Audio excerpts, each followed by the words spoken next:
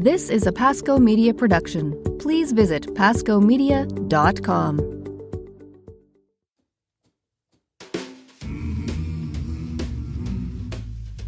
In Latin, Renovo means to renew, restore, or revive. This is the show where we explore the miraculous nature of the mundane as we look at one part of the Catholic tradition to help you engage more fully in the practice of faith. Past episodes are available at renovopodcast.com.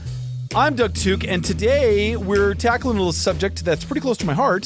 What is Irish Catholic America? What's it mean to be an Irishman, an Irish Catholic in America? This is a fascinating story, and I'm recording this a couple of days before my wife and I leave to go to Ireland with ODB Films. We're super excited about that. We're going to have all kinds of visiting time and retreat time together as a team, and I have never been, so I am along for the ride just to be there. My mom's maiden name is Cundin. My dad's maiden name, real name, surname, whatever it is, Tuke.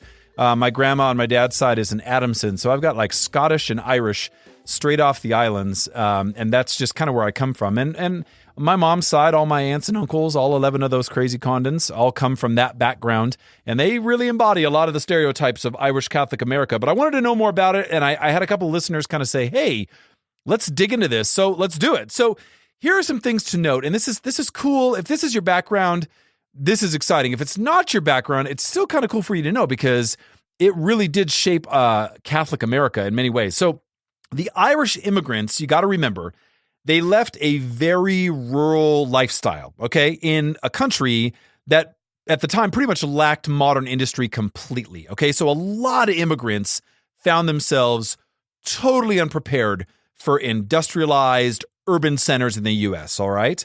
So though most of these immigrants, they weren't the poorest people in Ireland. The poorest were unable to even make up the money that was needed to pay for passage on a ship to come to America. So these weren't the poorest of Irish, but by American standards, they were pretty destitute, all right?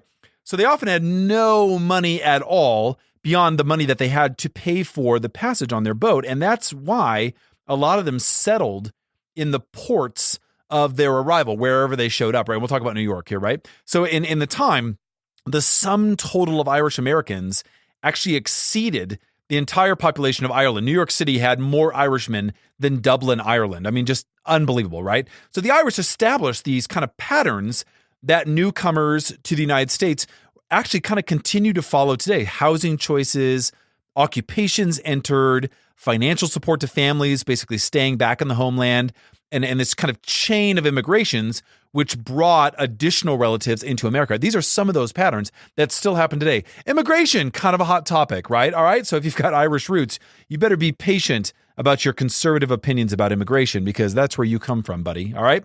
So Irish immigrants often crowded into like super small subdivided homes that were they were intended for single families living in tiny cramped spaces. Cellars, attics, make-do spaces in alleys basically became their home. And not only were a lot of immigrants unable to afford any better housing, but these kind of mud huts in which a lot of them lived in Ireland had actually lowered their expectations of good housing. So they were some were pretty pleased with the fact that they had solid walls. So obviously a lack of adequate sewage and running water in a lot of these places made cleanliness next to impossible, and a lot of diseases, including cholera, typhus, tuberculosis, and a lot of mental illnesses actually resulted from a lot of these horrible, miserable conditions. So thus, when the Irish families moved into neighborhoods, other families often moved out.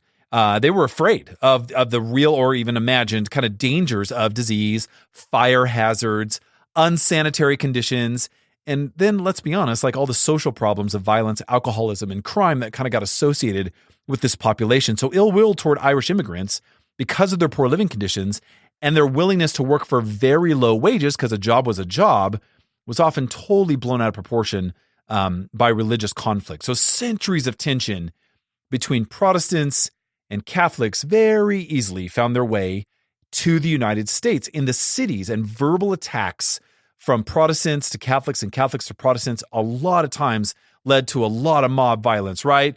Thank you very much, Martin Scorsese, Gangs of New York, right? Kind of embodies some of the imagery of that violence. So for example, like Protestants burned down St. Mary's Catholic Church in New York City in 1831, while in 1844, riots in Philadelphia left 13 people dead. So anti-immigrant and anti-Catholic sentiments in the 1840s produced groups like the Nativist American Party, which fought foreign influences and actually promoted quote unquote traditional American ideals. This is creepy how similar this sounds to some of the issues we're hearing today. American Party members earned this nickname. They were called the Know-Nothings because their standard reply to questions about their procedures and all the stuff that they were up to was, I don't know anything about it, okay? So in this document, United States government document called Questions for Admittance to the American Party, 1854, so this party document, if you want to be a part of the party, inductees committed to, quote, elect to all offices of honor, profit, or trust no one but native-born citizens of America, of this country, to the exclusion of all foreigners and to all Roman Catholics, whether they be of native or foreign birth, regardless of all party predilections, whatever. All right?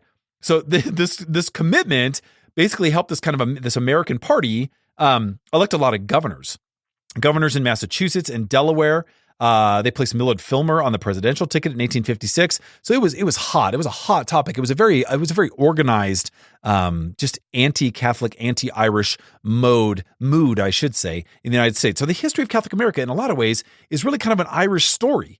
So with immigrant congregations and then all of their descendants putting their stamp on a lot of churches across the country, this really is our origins in many ways. In fact, Michael McCormick, national historian of the Ancient Order of Hibernians, he says it was the Irish who made the church grow. Okay, Ancient Order of Hibernians, it's an Irish-American Catholic fraternity, noting kind of the early, basically, they really established themselves during early anti-Catholicism of the American British colony. So they've been around a really long time. You hear a lot about Knights of Columbus. You don't hear as much about the Ancient Order of Hibernians, but that's where they come from, okay? So McCormick says, Christopher Shannon, a Christendom College history professor, who we're going to quote from a couple of times because he's amazing. He said the Irish were, quote, the most powerful ethnic group in the Catholic Church in the U.S.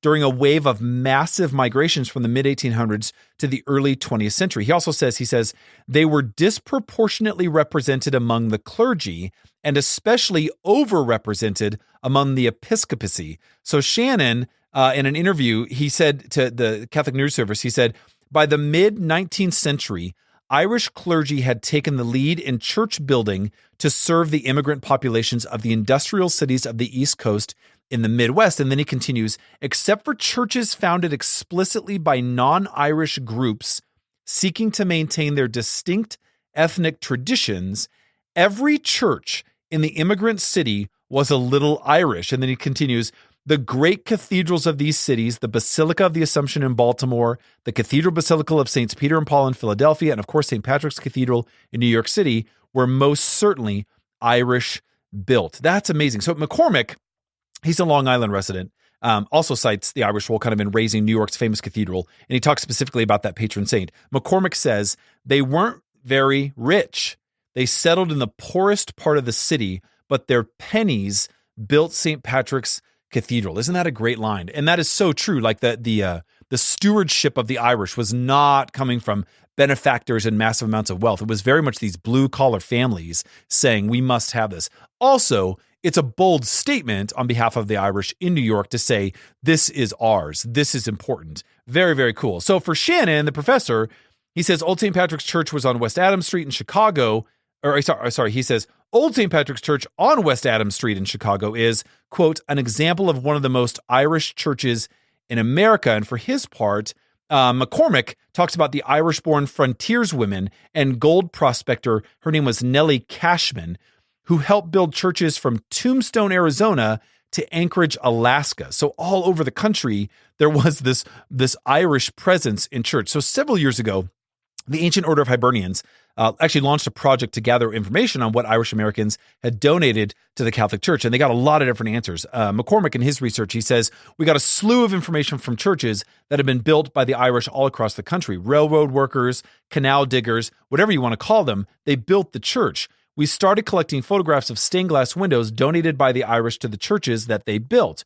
We were absolutely floored by the numbers that came in. They collected over 500 photographs of windows in churches that had been donated by Hibernian groups. That's amazing. McCormick says, this was a significant indication that it was the Irish who not only built, but supported the churches, but continued ongoing support of the churches as time went on. That's amazing. You guys, you got to remember, churches served as community centers, right?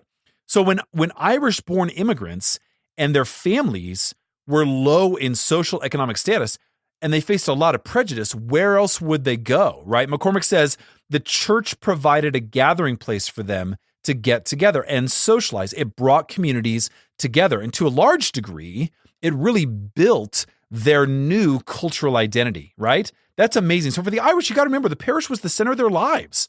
It was the church building. It was the center of the parish, the terminology for basically the canonical county with which you live. The church was far more than just a place to go to mass on Sunday. Professor Shannon says, he says it was a social center with a full range of activities, from devotional societies and charity organizations to sports and recreation. And of course, many parishes also had parochial schools. And something he's not mentioning is they also had pubs, because Irish, right? So Professor Shannon notes that before the dominance of the automobile, the parish was really kind of the walkable community. So between church and school, Irish kids could grow up largely within a fairly pretty self-contained local Catholic community. So if this could it kind of appears oppressive and maybe a little bit claustrophobic for some, but for most of the immigrants and the ethnic parish provided a sense of security, community, and identity that few parishes, indeed few social institutions of any kind, can claim in America today, Professor Shannon says. That's a cool line. You look at these communities, and what's amazing, I mean, upstate New York, you can even see a lot of these, they still endure. Parishes they're funded by fundraisers that are run by Irish organizations and Irish people. The Ancient Order of Hibernians is still very active. It's a strong Catholic organization that donates, and it continues the food drives and the Catholic churches all over the state. So what's amazing to think about is just the strength, the vitality of urban parish life was pretty much the foundation of Catholic vitality in America, like for a century. I mean, 1850 to 1950, all right? Professor Shannon says, we should welcome the new emphasis on personal spirituality that has grown since the Second Vatican Council. But the historic experience of the urban ethnic parish is the most powerful reminder that the church is not simply a collection of individual seekers, but a communion of saints, the body of Christ. Isn't that a great line? And if you think about it, the poor many times still realize this in their daily struggle.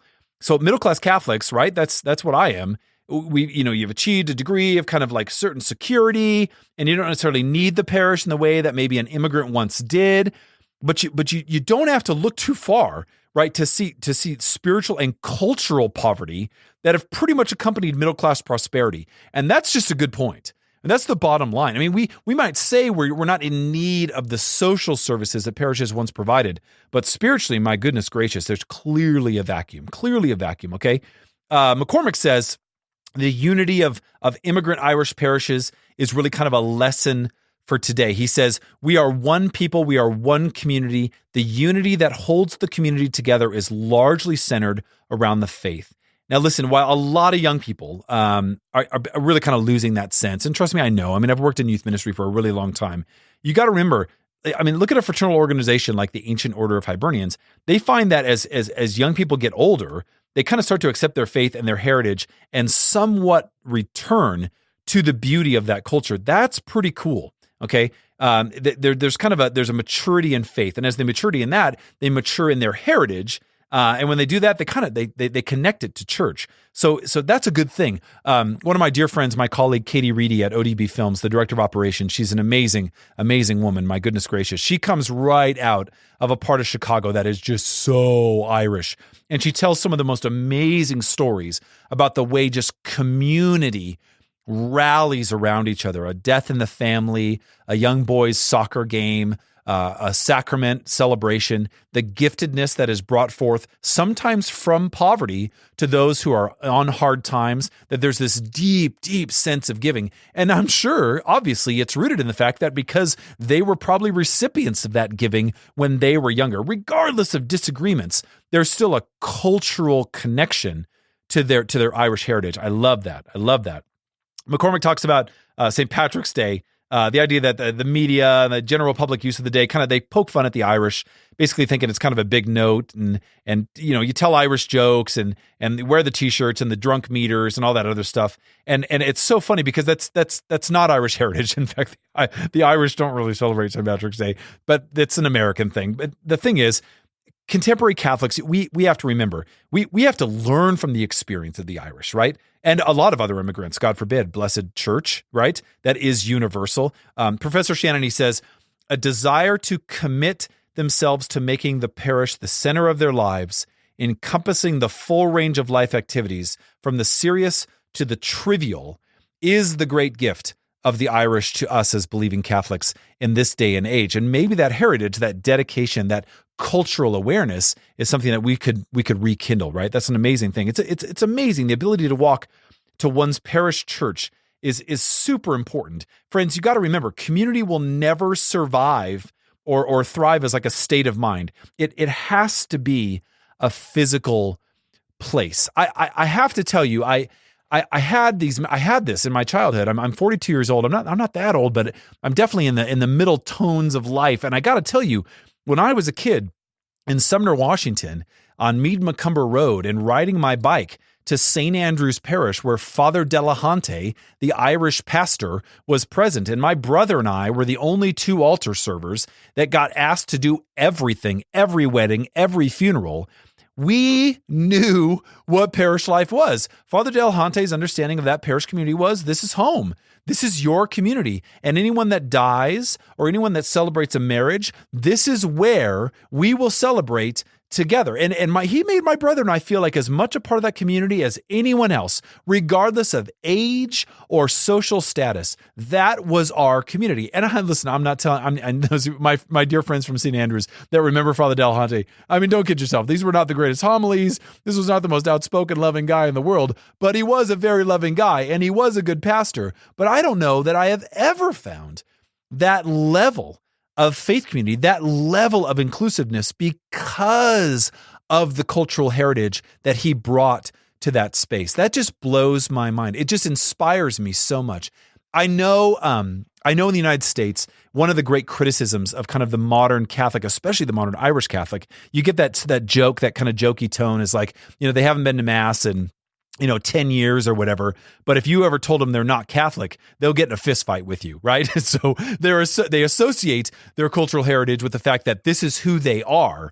But it's amazing how that connection between the spiritual, the redeeming nature of parish community maybe hasn't translated into the modern era. And Professor Shannon and McCormick make mention of that in the show that we did and in the articles that I read to use as kind of inspiration for this podcast. They talk about how it can't just be soul seekers. It still has to be community. Well, the flip side of that is true also, is if your relationship with Jesus Christ as Savior is so cultural and only community-based, and you don't have that relationship with conversion or transformation, and you're Irish, so you're not going to show a lot of emotion except when you're challenged and ready to get in a fight over a Guinness, it's a shame that we don't see the need for spiritual nourishment constantly. I can say that about some of my family.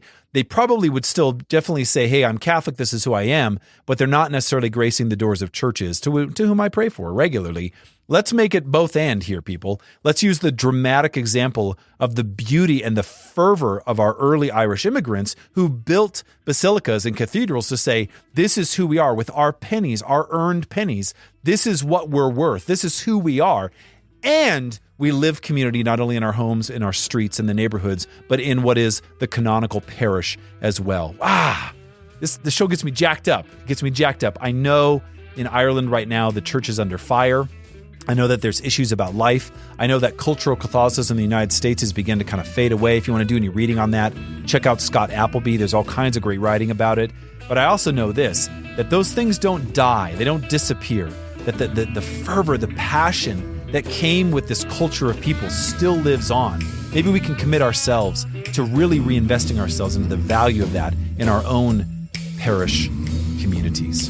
Don't forget to visit renovopodcast.com for past episodes. Please subscribe to, review, and rate our podcast. We always appreciate your input.